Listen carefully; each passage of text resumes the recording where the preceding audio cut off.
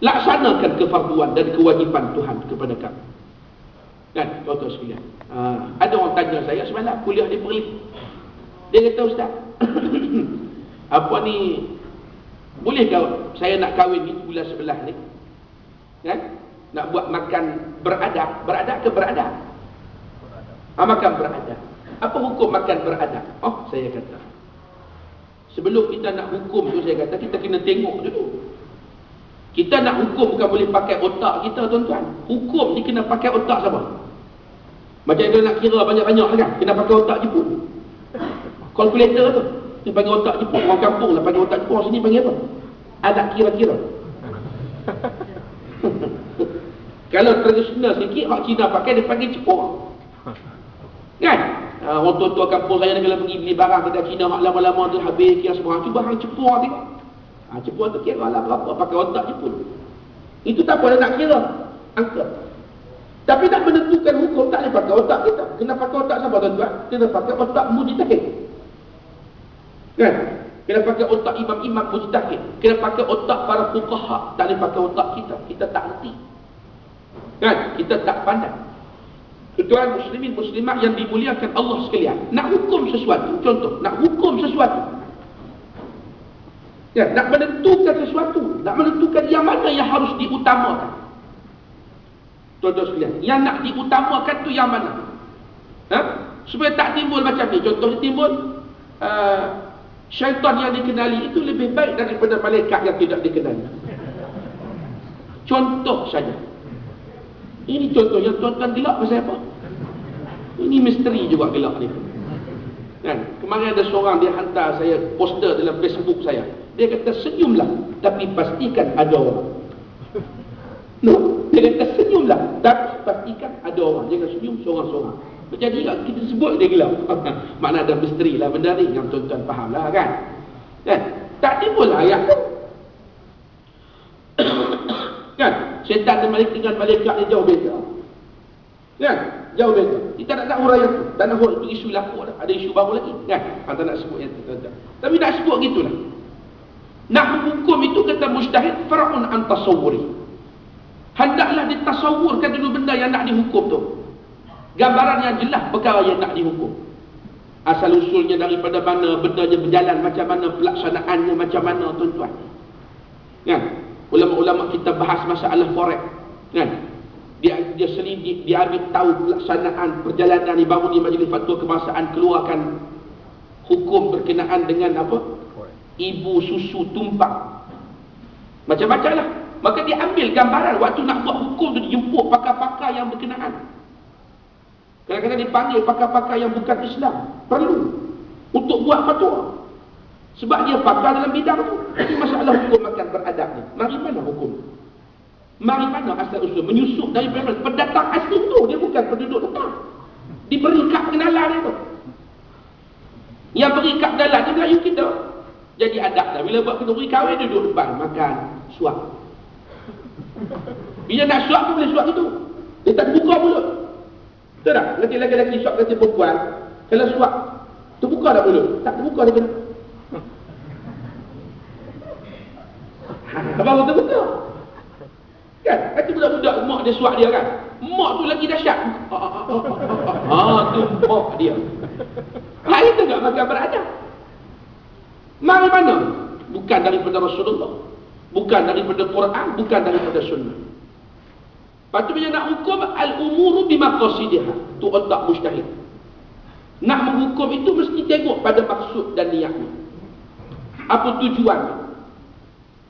Kan? Ada orang mari hulu kat kita RM500, apa tujuannya? Kan? Dia mari hulu kat kita RM250, apa tujuannya? Dia mari buat korban Myanmar. 500 korban Sabah Sarawak. 405.5 korban Semenanjung tu tak luar. Tuan-tuan yang dimuliakan Allah sekalian, nak hukum sesuatu kena tengok maksud dan tujuan. Sesuatu yang nak dilakukan. Dia tujuan tu buat apa? Yang suruh duduk dua-dua orang. Tak boleh makan dalam bilik dia. Makan dalam bilik lagi best. Betul tak? Bukan cakap boleh suap-suap, boleh baling-baling lagi lauk-lauk tu. Kan? Kalau gambar suap dengan sudu tak masuk, suap gitu. Suruh dia makan. Tapi sebab apa buat buat gitu? Nunjuknya, riaknya, gitu gini, nak mempamerkan perempuan yang bukan mahram kepada yang tidak halal baginya. Maka keutamaan bukan itu keutamaan. Kefarduannya ialah melaksanakan urusan nikah kahwin itu mengikut panduan yang ditunjukkan oleh Allah dan Rasulnya sallallahu alaihi wasallam. Kan? Ini pesan Nabi kepada Ali yang kita mesti ambil perhatian. Banyak benda tuan-tuan. Tuan-tuan beli buku tu lah. Nah, buku fiqh aulawiyat, fiqh keutamaan Dr. Yusuf Qaradawi itu faham lah bagaimana umat pada hari ini mengabaikan perkara yang harus mereka beri keutamaan, dan bagaimana umat pada hari ini memberikan keutamaan kepada perkara yang tak patut mereka berikan seluruh usaha, tenaga, pemikiran mereka. Nah, macam saya sebut tadi lah, miskin tak boleh basmi. Tetapi Nabi SAW memberikan pendidikan kepada orang miskin. Islam tidak menafikan pembangunan. Kalau Islam itu diturunkan oleh Allah, tuan-tuan dan puan-puan, untuk memandu umat manusia, maka dalam soal pembangunan, Islamlah pemimpinnya. Betul tak tuan-tuan? Tak payah bincang soal itu. Itu dalil bahawa Islam tidak pernah mengedepankan pembangunan. Cuma harus dilihat kepada keperluan manusia. Adakah manusia memerlukan pembangunan saja? Maka jawabnya, tak. Kita ni tuan-tuan perlu ke pembangunan? Kalau pembangunan semakin hebat, kita semakin miskin, tu nak kita. Ada jawab dia. Gelak juga ni masalah. Tuan-tuan, apa keperluan kita? Bukan jasmani, tapi hati.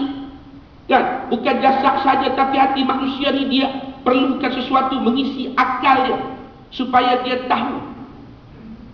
Yang kedua, manusia juga memerlukan pengisian kepada hati dia supaya hati dia tu ada mahu, kata ulama. Maka sebab itulah hati mesti diisi dengan iman, akal diisi dengan ilmu, hati diisi dengan iman. Dan yang ketiga, nafsu. Manusia dia ada nafsu, maka nafsu mesti dididik. Dengan lapar, dengan dahaga, dengan bangun malam, dengan memaksa diri untuk hadir duduk dalam majlis walaupun mengantuk letih ni, Tuhanlah yang Maha tahu. Duduk ya, tidur terus. Belum sempat nak tengok apa ustaz cakap, duduk tu. Bismillahirrahmanirrahim. Siap baca doa. Sekali lagi ustaz, wallahu alam, dia pun alhamdulillahillazi ahyana ba'da ma amatana. Alhamdulillah, dia kata nikmat besar. Nah, duduk dalam majlis ilmu. Kan, duduk di rumah tak boleh nak tidur, datang majlis ilmu, masya-Allah. Ada satu cerita tuan-tuan, nama orang ni nama Daud. Dia ni murid Tok Nali. Daud ni, dia memang dalam kuliah mesti tidur. Kan? Dan dia ni memang tidur, tak berapa nak rajin ngaji, tapi kuat khidmat.